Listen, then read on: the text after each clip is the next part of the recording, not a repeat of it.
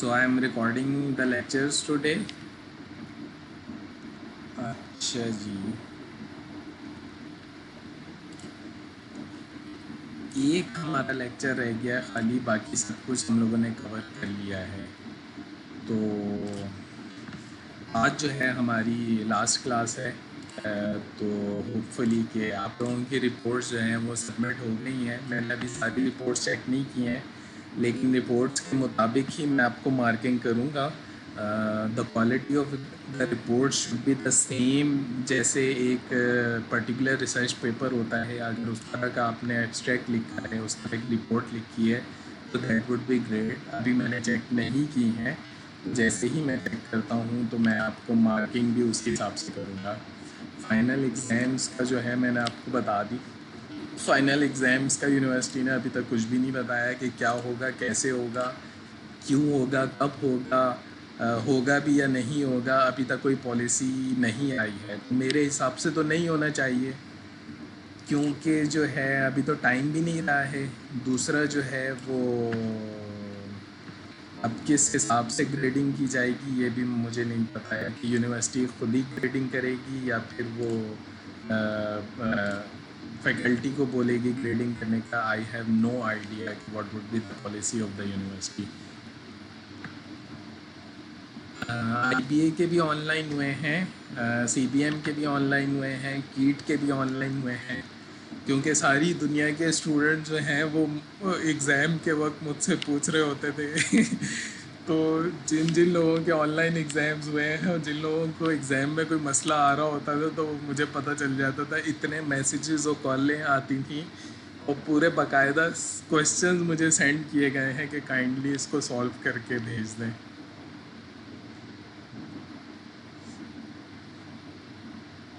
I have no idea Nida कि हमारे आप लोगों की क्या चांसेस हैं, ऑनलाइन के चांसेस हैं या नहीं हैं।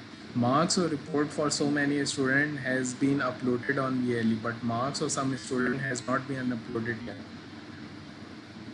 अब्दुल हकीम, रिपोर्ट के मार्क्स किसी के भी अपलोड नहीं हुए हैं भाई। किसी के अपलोड हुए हैं तो ज़रा रेज़ योर हैंड, वो ज़रा यहाँ बताए।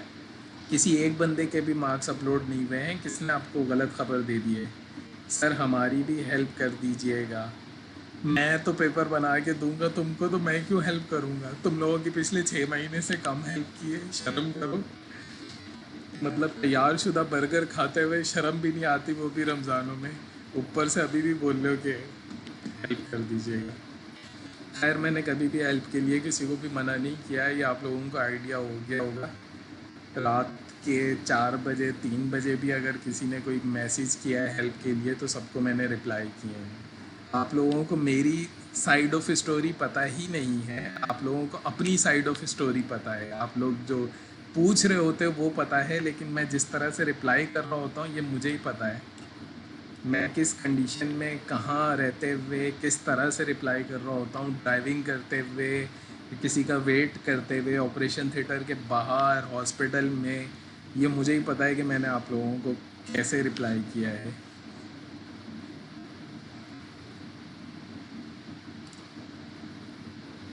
अच्छा जी, हाँ, तो एक चीज़ हम लोगों की रह गई है। देखिए, मैंने आप लोगों को पढ़ा दिया है सर्वे डेटा। सर्वे डेटा में सर्वे के थ्रू आप लोग डेटा कलेक्ट करते हैं, फिर उसकी जो है मिसिंग वैल्यूज़ चेक करते हैं, फिर जो है हम रिलायबिलिटी चेक करते हैं, फिर एक्सप्लोरेटरी फैक्टर एनालिसिस चेक करते हैं। काशिफ, गुस्सा ना किया करें। तुम लोग बिल्कुल बेसिक चीज़ें पूछ रहे होते हो, ऐसी बातें जो मैं हज़ार बार बता चुका होता हूँ, फिर वही सवाल आता है तो बंदे की हट जाती है। मैं काशिफ तुमसे पूछता रहूँगा कि तुम जॉब कहाँ करते हो, तुम जॉब कहाँ करते हो, तुम जॉब कहाँ करते हो, तुम जॉब कहाँ करते हो, तुम जॉब कहाँ करते हो। एक क्वेश्चन मैं जब 1000 दफ़ा तुमसे रिपीट करूँगा, तो तुम 10वें क्वेश्चन पे भी तंग आ जाओगे कि सर ये बार बार क्वेश्चन क्यों कर रहे हैं। तो गुस्सा तो आपको भी आ जाएगा, हर इंसान को आता है। मेरी बात याद रखिएगा, 4 चीज़ें हर इंसान में होती हैं: गुस्सा, जेलसी, और क्या थी, गुस्सा, जेलसी,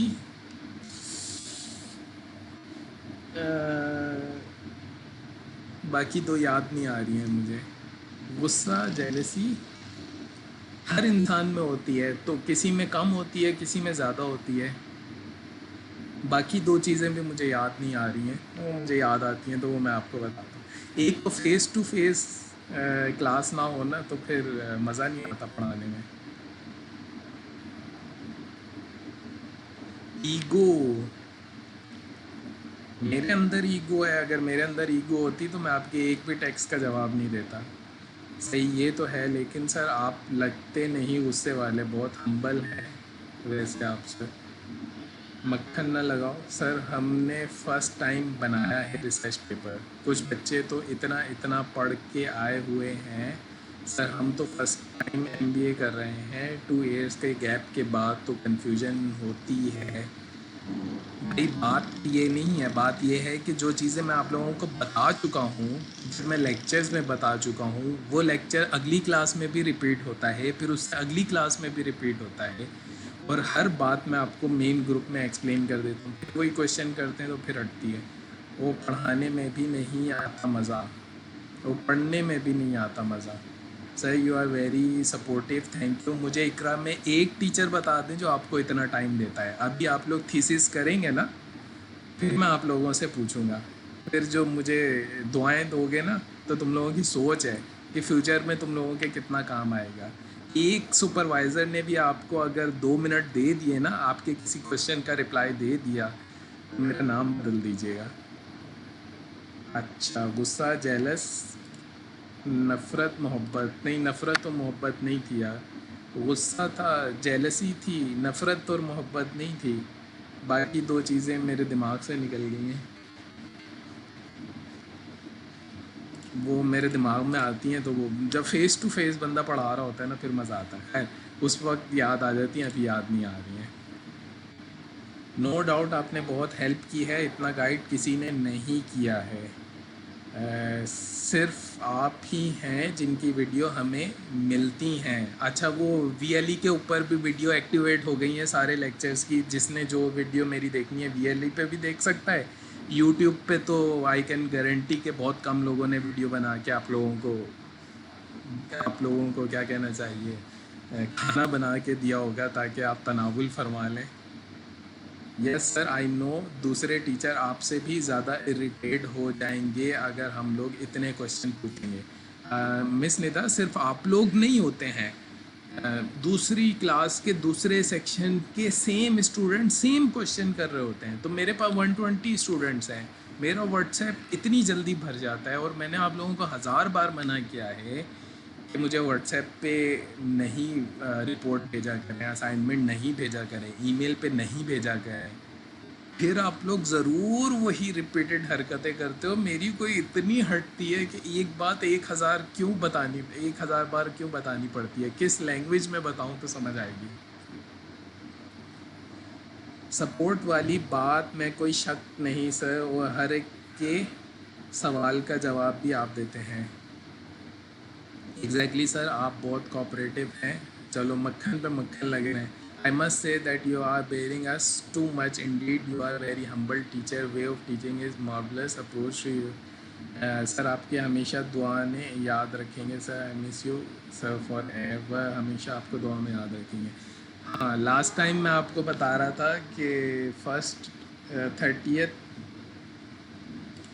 अप्रैल को 30 अप्रैल को I was blessed with A baby daughter, और मैं हॉस्पिटल के बाहर, लेबर रूम के बाहर खड़ा हुआ आप लोगों के रिग्रेशन के रिप्लाई कर रहा था कि टी सिग्निफिकेंट है या नहीं है, और बाहर और अंदर my wife was giving the birth of my second baby, और मैं वहाँ खड़ा हुआ आप लोगों को SPSS इंस्टॉल करना मैं बता रहा था वन ऑफ द स्टूडेंट को।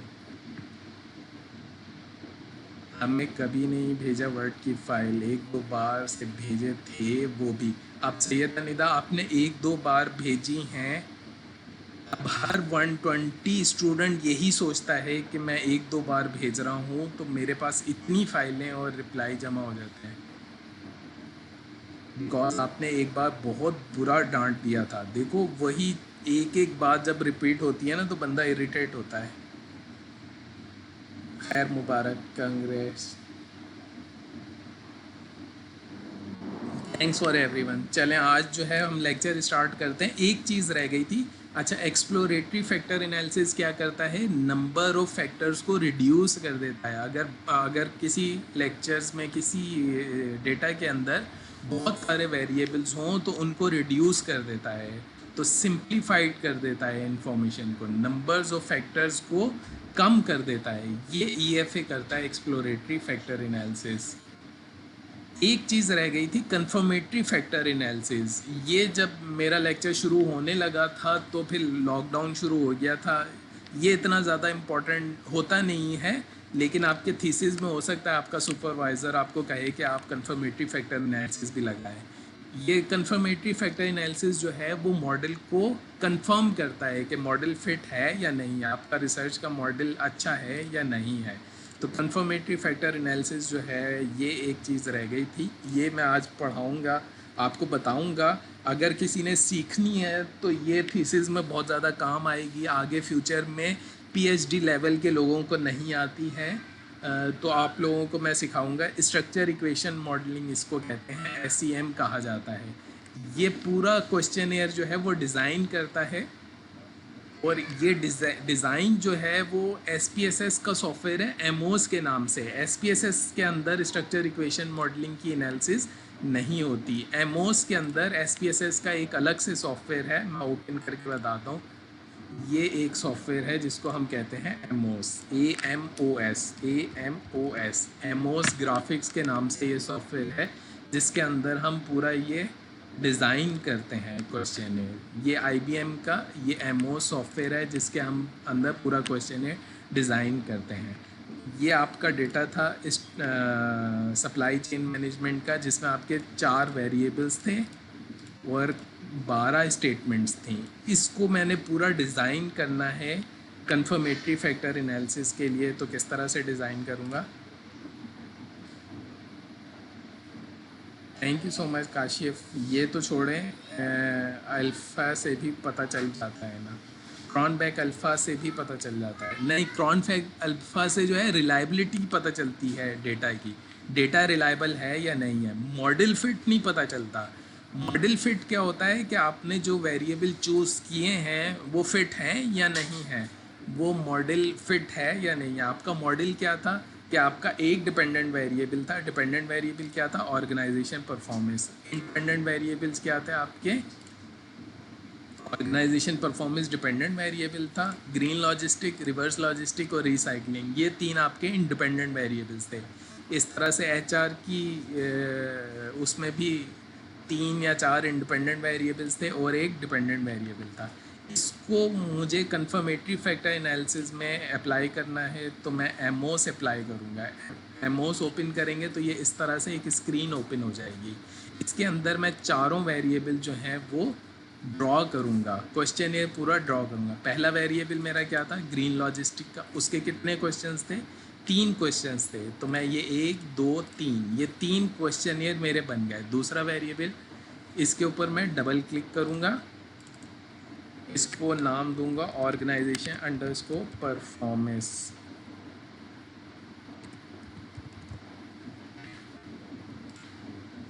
और ये Q1 Q2 Q3 हो गया, सही है। दूसरा वेरिएबल मेरा क्या था? Green logistic. इसके भी 3 स्टेटमेंट्स थी, इसके ऊपर भी डबल क्लिक करूँगा, ग्रीन लॉजिस्टिक का नाम दे दूँगा, सही है। चौथा वेरिएबल मेरा क्या था? Reverse logistic. इसके भी 3 स्टेटमेंट थे, ये 3 स्टेटमेंट करूँगा।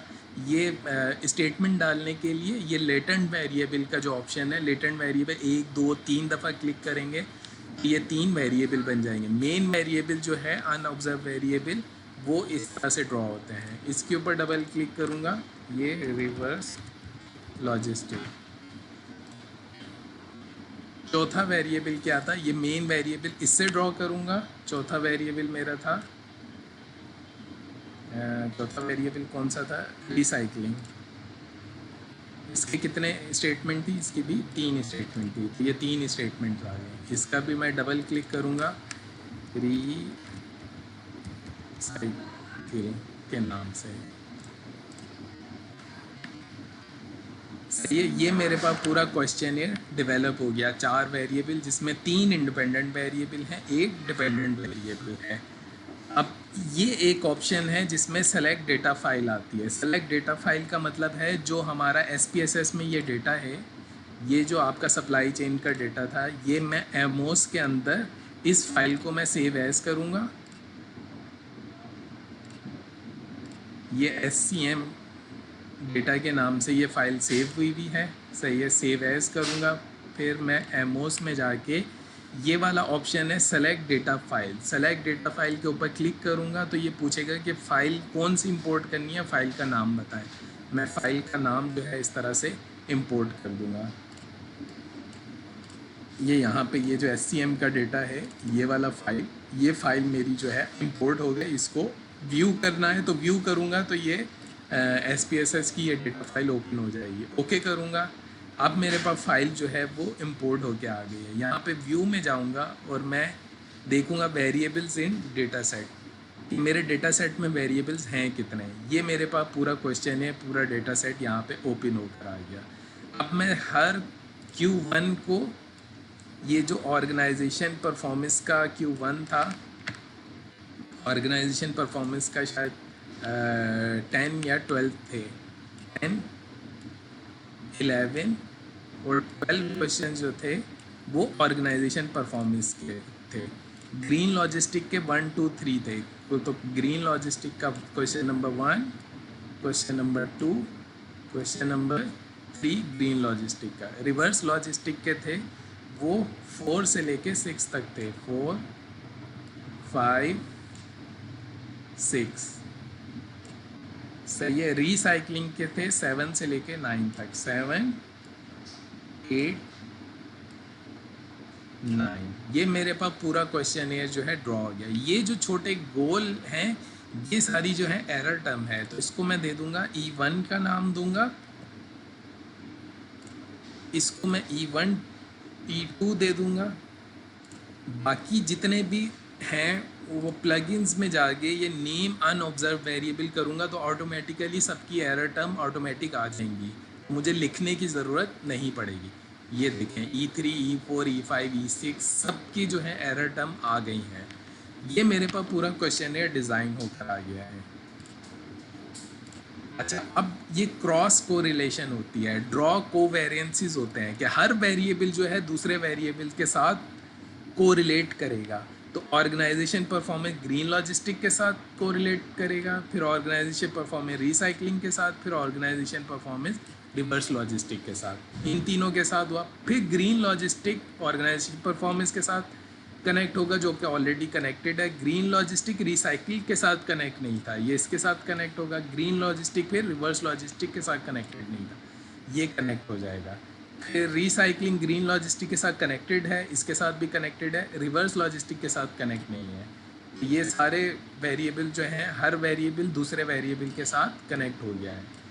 इस तरह से सारे पॉसिबल कनेक्शंस जो हैं यूँ पकड़ पकड़ के आप ड्रॉ करेंगे। इस वेरिएबल को इस वेरिएबल के साथ कनेक्ट, इसको इसके साथ, इसको इसके साथ, सारे वेरिएबल के साथ कनेक्ट हो जाएंगे।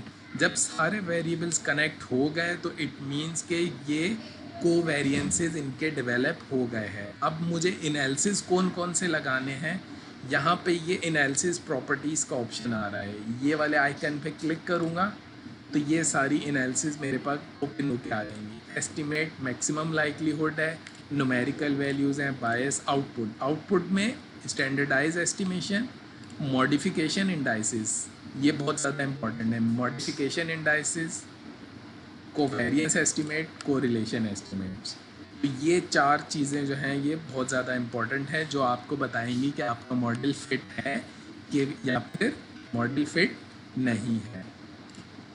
ये पूरा डिज़ाइन बन गया है। अब मुझे एनालिसिस करना है तो मैं कंट्रोल F9 या कैलकुलेट एस्टिमेट का ऑप्शन है, या ये वाला भी कैलकुलेट एस्टिमेट, ये वाला आइकन है, इसको क्लिक कर दें या फिर कैलकुलेट एस्टिमेट्स को क्लिक कर दें तो आपका ये मॉडल रन हो जाएगा। इस मॉडल को सेव कर दें।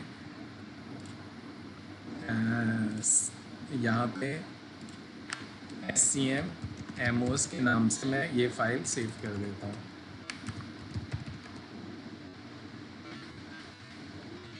ये मॉडल जो है, ये जब रेड आइकन यहाँ पर आ गया तो ये सारे कोवेरिएंसेस इसके अपीयर हो गए। ये इसको मैं जूम कर देता हूँ। ये देखें सारी वैल्यूज़ जो हैं इसके ऊपर, एरर वैल्यू, कोरिलेटेड वैल्यू, सारी वैल्यू, ये रेड वाले आइकन के ऊपर क्लिक करूँगा लेकिन ग्रीन वाले पे कोई वैल्यूज़ नहीं थी। रन होने के बाद, कैलकुलेट एस्टिमेट्स के बाद ये सारी एस्टिमेट्स जो हैं ये आ गई हैं। इसका आउटपुट मुझे देखना है तो मैं व्यू में जाऊँगा और ये टेक्स्ट आउटपुट के नाम से ये ऑप्शन है, तो मुझे सारी कैलकुलेशन यहाँ पे नज़र आ जाएंगी। ये मेरा आउटपुट जो है यहाँ पे आ रहा है, जिसमें ये एस्टिमेट्स हैं, ये एस्टिमेट्स की वैल्यूज़ हैं, जो ये यहाँ पे वैल्यूज़ आ रही हैं 0.35 वगैरह, ये सारी वैल्यूज़ जो हैं यहाँ पर। और मॉडिफिकेशन इंडाइसिस, ये सबसे ज़्यादा इम्पोर्टेंट है। मॉडिफिकेशन इंडाइसिस में मॉडल फिट का जो ऑप्शन है, इसमें सीमेन RMR की वैल्यू, ये हमें बताता है मॉडल फिट है या नहीं है। सीमेन की डिफ़ॉल्ट मॉडल की 0 से ज़्यादा होनी चाहिए, जो 0 से ज़्यादा है। RMR GFI जो है वो 0.9 होनी चाहिए, 0.9 नहीं आ रही है। NCP और फीमेन की जो है RMSI CI 0.005 मॉडल फिट आ रहा है इसमें। तो ये मॉडल फिट इंडाइसिस जो होते हैं ये हमें बताते हैं कि ये मॉडल फिट है या फिर नहीं है।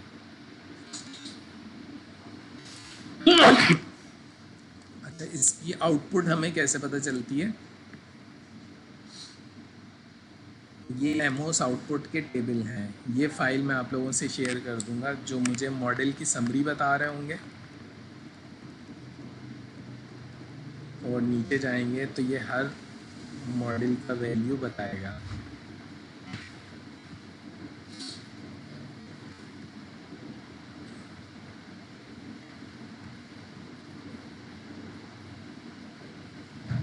ये स्टैंडर्डाइज इंटरैक्ट है मॉडल फिट समरी। ये सीमेन वैल्यू जो है, सीमेन value, one rule of the thumb is to decide you have develop many पार इंडेक्स एग्जिस्ट 2 and 3। ये सीमेन वैल्यू 2 and 3 से ज़्यादा नहीं होनी चाहिए। तो हमारी सीमेन वैल्यू जो है, सीमेन वैल्यू 2 से ज़्यादा नहीं आ रही, 1.76 आ रही है।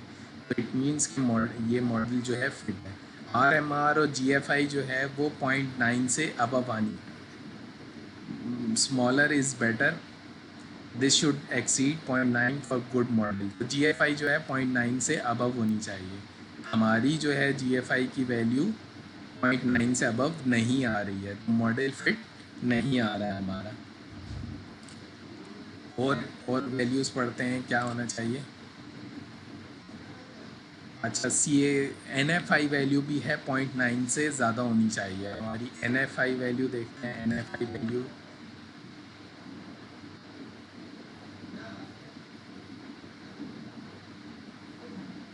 ये NFI वैल्यू 0.3 आ रही है, ये भी 0.9 से ज़्यादा नहीं आ रही है। तो हमारा मॉडल जो है वो फिट नहीं आ रहा है।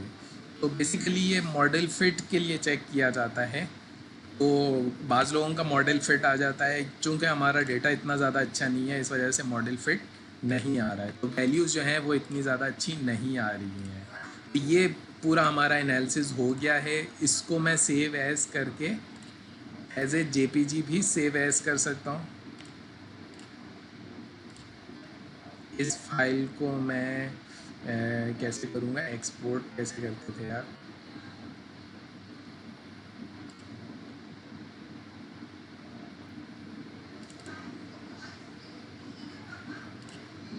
ये सेव एज टेम्पलेट करूँगा। सेव एज टेम्पलेट में मैं टेम्पलेट फाइल है यार, save as data file, save as print भी कर सकता हूँ इसको मैं। और इसको या फिर प्रिंट स्क्रीन का button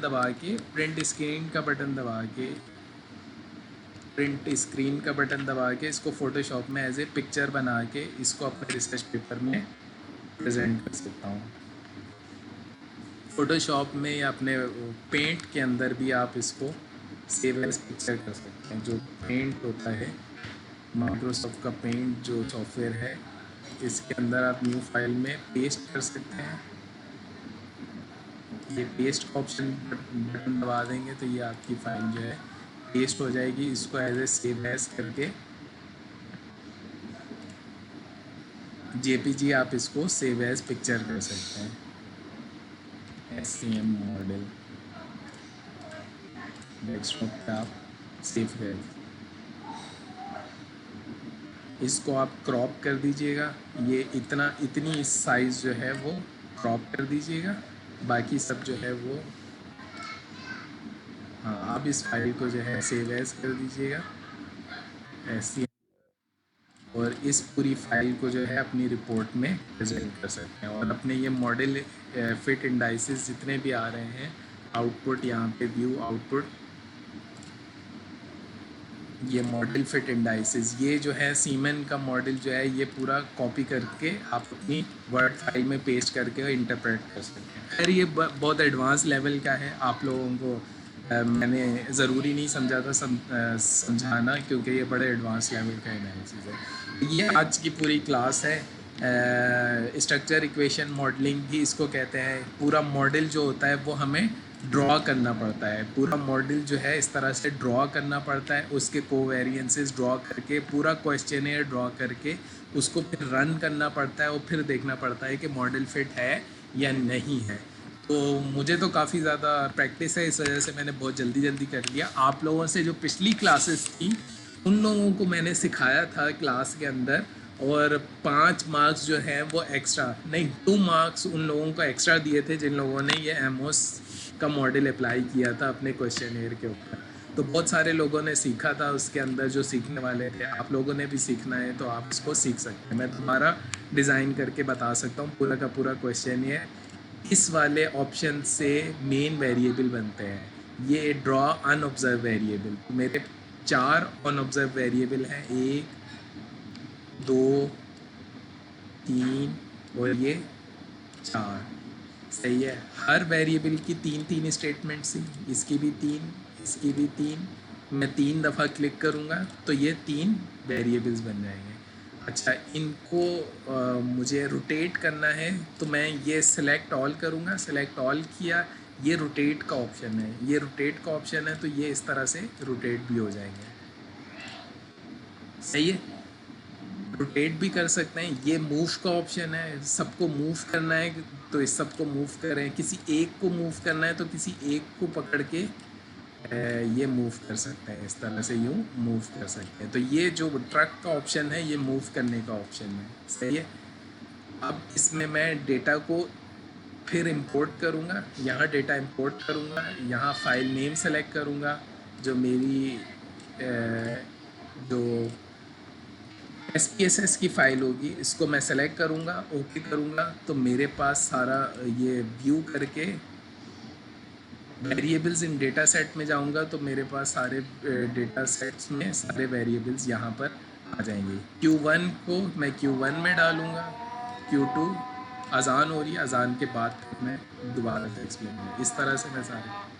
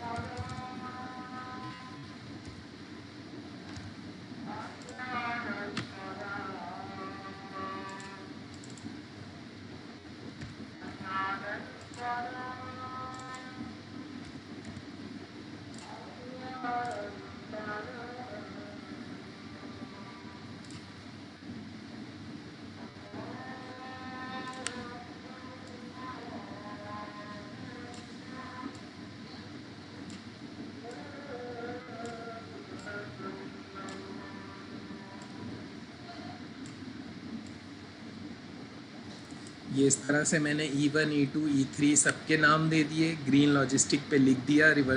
reverse logistic drop and down नहीं होता है। रिवर्स लॉजिस्टिक को हम ड्रैग एंड ड्रॉप नहीं करते हैं, सिर्फ क्वेश्चंस को ड्रैग एंड ड्रॉप करते हैं। E1 E2 जो एरर टर्म है उसको भी सिर्फ लिखते हैं और ये प्लग इन दबा देते हैं, नेम अनऑब्जर्व वेरिएबल। फिर ये कोवेरिएंसेस ड्रॉ करते हैं, हर वेरिएबल के साथ कोवेरिएट करते हैं। इसके साथ हो गया, इसके साथ हो गया, इसके साथ नहीं हुआ, ये इसके साथ हो गया, ये इसके साथ हो गया, ये इसके साथ हो गया, इसके साथ हो गया, ये इसके साथ, सबके साथ हो गया, ये भी इसके साथ हो गया, ये भी इसके साथ, ये इसके साथ, सारे हो गए। तो हर वेरिएबल दूसरे वेरिएबल के साथ कोवेरिएट होगा। यह आपका मॉडल डेवलप हो गया। इस मॉडल को आप सेलेक्ट करेंगे यहाँ एनालिसिस प्रॉपर्टीज़ में जाके। कौन कौन सी प्रॉपर्टीज़? आउटपुट में जाएंगे, standardise estimates, residual movements, modification indices. आपने सारे सेलेक्ट करने हैं तो आप सारे भी सिलेक्ट कर सकते हैं। Normality test for normality and outliers ये भी कर सकते हैं, ये भी आ जाएगा। इसके बाद फिर यहाँ जब आपने सेलेक्ट कर लिए, कैलकुलेट एस्टिमेट्स आप करेंगे। SCM-MOS2 के नाम से मैं सेव करूँगा इस फाइल को और ये इस तरह से रन हो जाएगा। ये रन हो गया तो फिर ये रेड वाला एक्टिवेट होगा। जब तक रन नहीं होगा तो रेड वाला एक्टिवेट नहीं होगा। ये देखें सारी वैल्यूज़ जो है इसके अंदर आ गई हैं। ये रन होने के बाद फिर हमारे पास आउटपुट आता है। एक्स आउटपुट में जाएंगे तो ये तमाम मॉडल फिट इंडाइसेस, ये सीमेन, RMRI, GFI, NFI, ये सारे फिट इंडाइसेस हैं। ये नॉर्मल फिट इंडाइसेस हैं, ये reverse mean square feet indices हैं, ये chi square minimum fit indices हैं। ये सारे फिट इंडाइसेस जो हैं मॉडल फिट बताते हैं।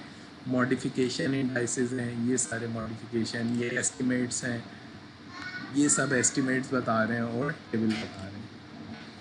तो ये इसको हम सेव एज कर सकते हैं। सेव एज पिक्चर भी होता था, पता नहीं क्यों नहीं नज़र आ रहा मुझे। सेव एज टेम्पलेट कर सकते हैं आप इसको। मेरे ख्याल से AMT फाइल में नॉर्मल अगर सेव एज करें लिखा, ये AMT की फाइल आ रही है। खैर इस तरह से ये पूरा का पूरा मॉडल रन होगा। ये आपके फिट इंडाइसेस आ रहे हैं। इस रन वाले मॉडल को एज ए पिक्चर स्क्रीन लेके आप सेव कर सकते हैं और अपनी फाइल के अंदर, अपनी वर्ड फाइल के अंदर इसको। तो ये आज का लेक्चर था भाई। ये स्ट्रक्चर इक्वेशन मॉडलिंग कहलाती है। स्टेटा के अंदर ऑलरेडी गिवन हुई है। स्टेटा जो मैंने लास्ट टाइम आपको सॉफ्टवेयर सिखाया था, इसके अंदर जो हम डेटा, मैं इसको इंपोर्ट कर देता हूँ डेटा को।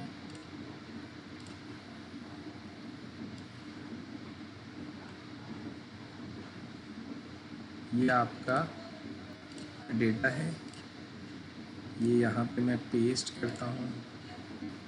ये वेरिएबल के नाम नहीं आए क्योंकि मैंने SPSS से पेस्ट किया है इस वजह से। तो ये स्टेटा के अंदर जो है ना, स्टैटिस्टिक्स में जाएंगे और ये स्ट्रक्चर इक्वेशन मॉडलिंग, इन्होंने स्टेटा ने अपने सॉफ्टवेयर के अंदर ही ये मॉडल बिड एंड एस्टिमेट्स दिया हुआ है। ये सारे फिट इंडाइसेस, ये नई विंडो खुल जाती है। इसमें आप एक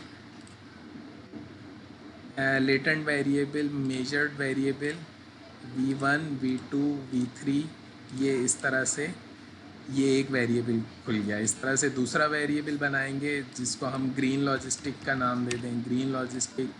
इसमें ये 4, 5, 6 ये सेलेक्ट करके फिर इस तरह तीसरा वेरिएबल बनाएंगे जिसका नाम जो होगा वो ऑर्गेनाइजेशन परफॉर्मेंस। मैं सिर्फ बता रहा हूँ कि स्टेटा में भी आप ये रन कर सकते हैं। 9, 10, 11 4 हो गए इसके अंदर। सही है। तो ये और इसके अंदर ये इसको इसके साथ लिंक करेंगे, इसको इसके साथ लिंक करेंगे, इसको इसी तरह हर वेरिएबल ये जो है वो बता देता है कि ऑलरेडी आपका लिंक डेवलप हुआ है, ऑलरेडी डेवलप हुआ है, दोबारा रन करने की ज़रूरत नहीं है। तो इस तरह से हम फिर एस्टिमेट्स करते हैं। Model fit, model maximum likelihood, weights वगैरह ओके करते हैं। ये थोड़ा कैलकुलेशन में टाइम लेता है और उसके बाद जो है वैल्यूज़ आपकी डिस्प्ले कर देगा। ये देखें, ये कोवेरिएंस इसकी डिस्प्ले कर देगा। तो स्टेटा के अंदर जो स्ट्रक्चर इक्वेशन मॉडलिंग है, इसको आप सेव एज कर सकते हैं, save as path diagram PNG, एक पिक्चर का पीडीएफ के तौर पर भी आप सेव कर सकते हैं। आप इफ के फॉर्मेट में, पिक्चर के फॉर्मेट जेपीजी के, पीएनजी जो है वो जेपीजी का फॉर्मेट होता है, तो इसमें भी आप सेव कर सकते हैं और आप इस तरह से अपनी मॉडल को रिप्रेजेंट कर सकते हैं। स्टेटा जो सॉफ्टवेयर है वो मुझे बहुत ज़्यादा पसंद है। मैंने लास्ट क्लास में जो है लोगों को बोला था कि जिन लोगों ने स्टेटा पे एनालिसिस किया, मैं उन लोगों को 2 मार्क्स एक्स्ट्रा दूंगा। तो कुछ लोग जो थे चीते स्टूडेंट जो थे, उन लोगों ने स्टेटा के ऊपर एनालिसिस करके दिया था। उन्होंने सारा एनालिसिस स्टेटा पे मुझसे सीखा था। 2 स्टूडेंट ऐसे थे, 2 फीमेल स्टूडेंट ऐसी थी जिन्होंने पूरा स्टेटा सीखा। मेल भी नहीं थे, फीमेल ऐसी चीती बंदियाँ थी जिन्होंने पूरा स्टेटा मुझसे सीखा। उन्होंने सारा analysis, assumption of regression, correlation, regression, सब कुछ स्टेटा पे सीखा। पूरा एनालिसिस उन्होंने लगाया और इंटरप्रेट किया और उनकी प्रेजेंटेशन में मज़ा आ गया था। ये पूरा आज स्ट्रक्चर इक्वेशन मॉडलिंग मैं आपको बता दिया, एसपीएसएस में किस तरह से करते हैं और स्टेटा के अंदर किस तरह से करते हैं। इसको हम कहते हैं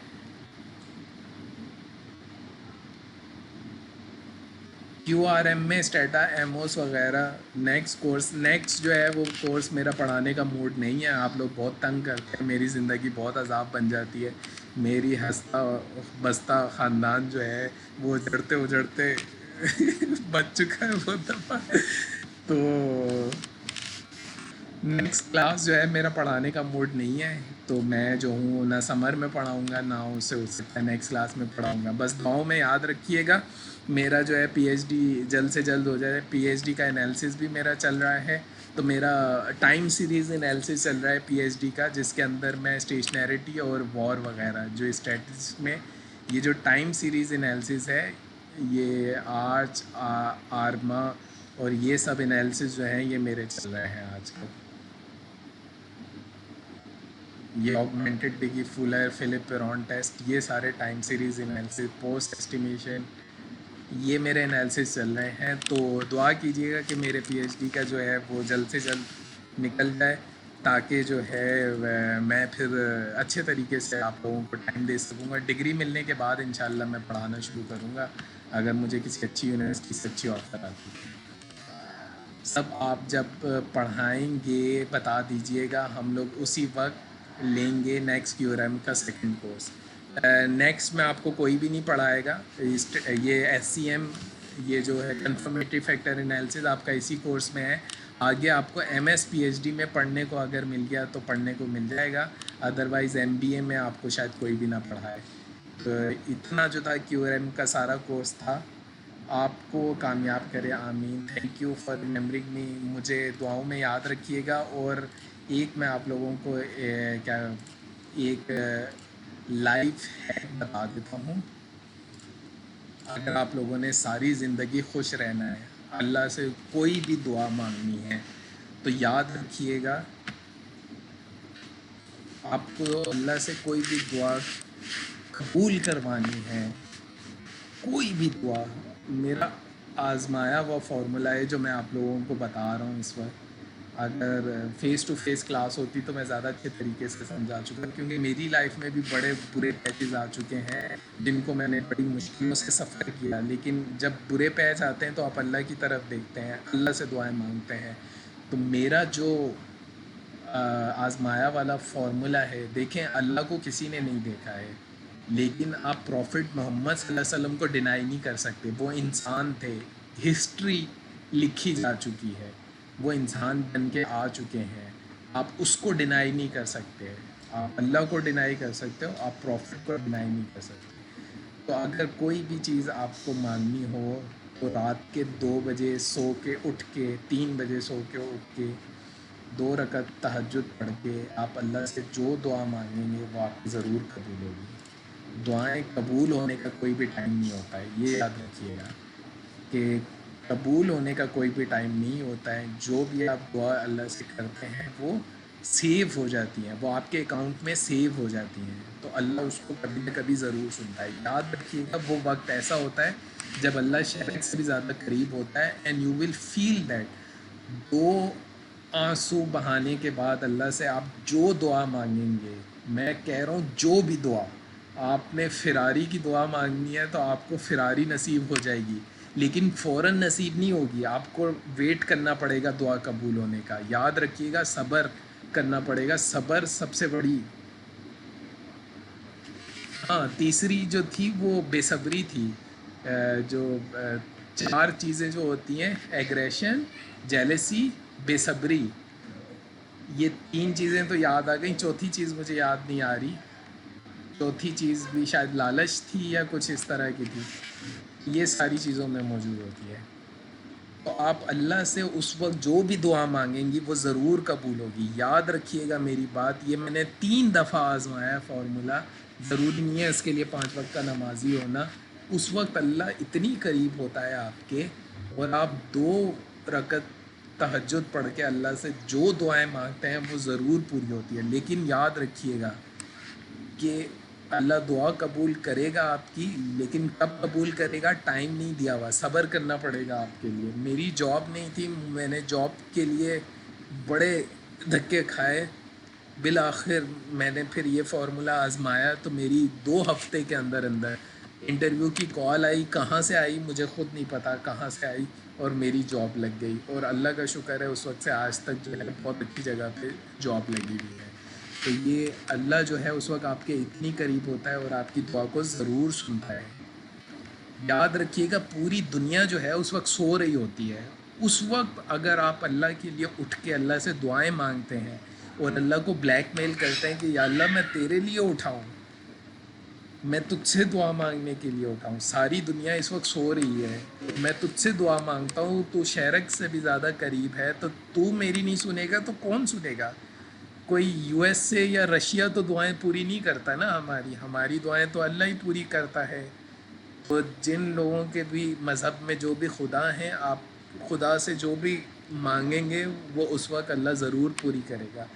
तो ये मेरा लाइफ हैक है। आपको अल्लाह कामयाब करे सारी ज़िंदगी।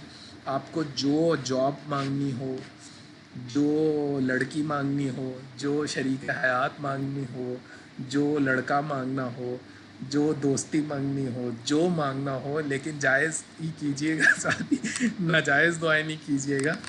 आप जो अल्लाह से दुआ करेंगे अल्लाह इंशाल्लाह आपकी ज़रूर दुआएं पूरी करेगा। मुझे भी दुआओं में याद रखिएगा, और अल्लाह आप लोगों को खुश रखे, कामयाब करे अच्छी से।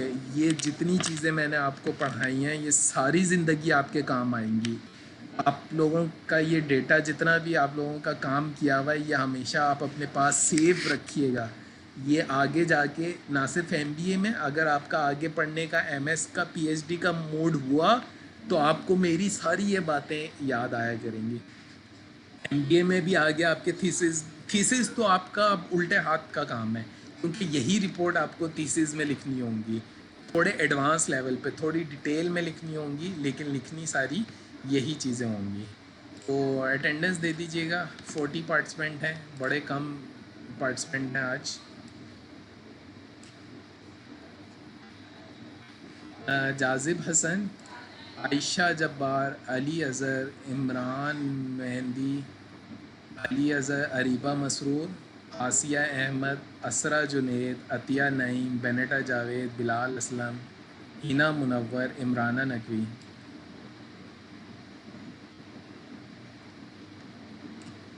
इनाम एहसन, खतीजा सादिक, किरण इरशाद, किरण नाज, मैमुना ताज, मनोज कुमार, मोहम्मद इफ्तिखार अहमद, मोहम्मद काशिफ, मोहम्मद साकिब अतर, Mohammad Umair, Mohammad Wasim,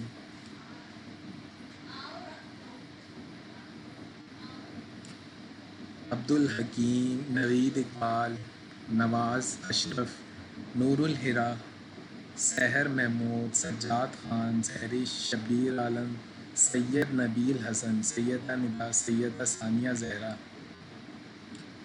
Tanveer Hasan, Tuba Imtiaz, Umair Safdar, Yasir Zameer, Zameer Ahmed. Zameer, I am really sorry for आपने मेरी शिकायत लगाई, thank you so much for that as well. और हर बंदा जो है वो परफेक्ट नहीं होता, फरिश्ता नहीं होता है। तो I am sorry whatever I said to you on that day. मैं किसी और फ्रिक्वेंसी में था और आप लोगों को बैकग्राउंड नहीं पता मैं किस फ्रिक्वेंसी में था, इस वजह से मैंने इतना हार्श रिप्लाई किया था आपको। तो आई एम सॉरी, जिन लोगों का मैंने दिल दुखाया है, आई am really sorry for that. हमेशा मुझे पाँव में रखिएगा और हमेशा खुश रहिएगा। अल्लाह आपको कामयाब रखे। अपने वालिदैन की ज़रूर रिस्पेक्ट कीजिएगा, माँ बाप की रिस्पेक्ट हमेशा याद रखिएगा कि बाअदब बानसीब, बेअदब बेनसीब। जो लोग बदतमीज़ और अपने बड़ों का एहतराम नहीं करते, उनकी किस्मत बड़ी ख़राब होती है। तो हमेशा सबसे रिस्पेक्ट के साथ पेश आया करें। और गुस्सा और जेलसी ये शैतान के काम हैं, इनसे ज़रा बच के रहा करें। लालच था, 4 चीज़ें मुझे याद नहीं आ रही हैं यार, मुझे हमेशा याद आती थी, पता नहीं आज क्यों नहीं याद आ रही है, पता नहीं किस फ्रिक्वेंसी में चल रहा हूँ आज। तो मुझे ये चारों याद आती हैं, तो इंशाल्लाह ग्रुप में शेयर करता हूँ। तो ये 4 चीज़ें हर इंसान के अंदर मौजूद होती हैं, किसी में ज़्यादा होती हैं, किसी में कम होती हैं। मुझे बाज़ लोग कहते हैं सर मुझे गुस्सा नहीं आता, लेकिन जब भी गुस्सा आता है ना बड़ा शदीद किस्म का आता है। तो भाई गुस्सा तो हमेशा ही शदीद किस्म का होता है, कभी कोई भी प्यार से गुस्सा नहीं आता कभी भी। तो गुस्सा हमेशा शदीद किस्म का होता है, लेकिन जिस तरह से ज़ना हराम है, जिस तरह से शराब हराम है, उसी तरह से गुस्सा भी हराम है। तो गुस्सा कम से कम कीजिए। तो मैं भी कोशिश करूँगा। मैं भी कोई फ़रिश्ता नहीं हूँ, मैं भी इंसान हूँ, इंसान गलतियों का पुतला होता है। मुझसे जो भी गलती हो गई हो वो माफ़ कर दीजिएगा। अपनी लाइफ में खुश हो जाइएगा। मैं रिपोर्ट्स के मार्क्स जो है वो कमेंट्स के साथ अपलोड कर दूँगा, तो इंशाल्लाह देख लीजिएगा जब भी मुझे टाइम मिलता है। तो स्टे हैप्पी, हमेशा खुश रहें, दुआओं में याद रखिएगा। और व्हाट्सएप का ग्रुप चलता रहेगा, जिसने लीव करना है वो लीव कर दे, जिसने रहना है वो रह सकता है। और इन्जॉय द लाइफ। और लॉकडाउन में बिल्कुल भी परहेजगारी से छुटकारा नहीं पाइएगा। सोशल डिस्टेंसिंग, क्लीनिंग, 6 फीट का फासला हर बंदे से। किसी भी बिज़नेस में आप जॉब में जा रहे हैं तो ये 3 चीज़ें लाजमी हैं, मास्क, 6 फीट का फासला हर बंदे से। और ये एहतियाती तदाबीर करेंगे तो चाहे आप शॉपिंग मॉल में जाएं, चाहे आप शॉपिंग करें, चाहे आप जॉब पे जाएं, जहाँ पे भी जाओ, लेकिन ये 3 चीज़ें बहुत ज़्यादा इंपॉर्टेंट है कोरोना से बचने के लिए। तो ये हर जगह पे लाजमी तौर पर कीजिएगा। सही है। इवन कि आप किसी कोरोना पेशेंट से मिलने के लिए भी चाह रहे हैं तो मास्क पहन के जाएं, उससे 6 फीट का फासला रखें, तो इंशाल्लाह आपको कुछ भी नहीं होगा। और टचिंग ना करें। और जो एहतियाती तदाबीर हर सेल फ़ोन के बेल के ऊपर लगी हुई है वो काइंडली ज़रूर सुन लीजिएगा, उस पर अमल भी कीजिए। स्टे हैप्पी, दुआओं में याद रखिएगा। जो भी क्वेश्चन हो आप मुझसे पूछ लीजिएगा। अल्लाह आपका भी भला करे, मेरा भी भला करे, और हम सब के नसीब जो है वो अच्छे करें, और आप सबको खुशियाँ अता करें। वालिदैन का एहतराम कीजिएगा और उनकी रिस्पेक्ट कीजिएगा, उनको दुआओं में हमेशा से याद रखिएगा। टेक केयर, अल्लाह हाफ़िज़।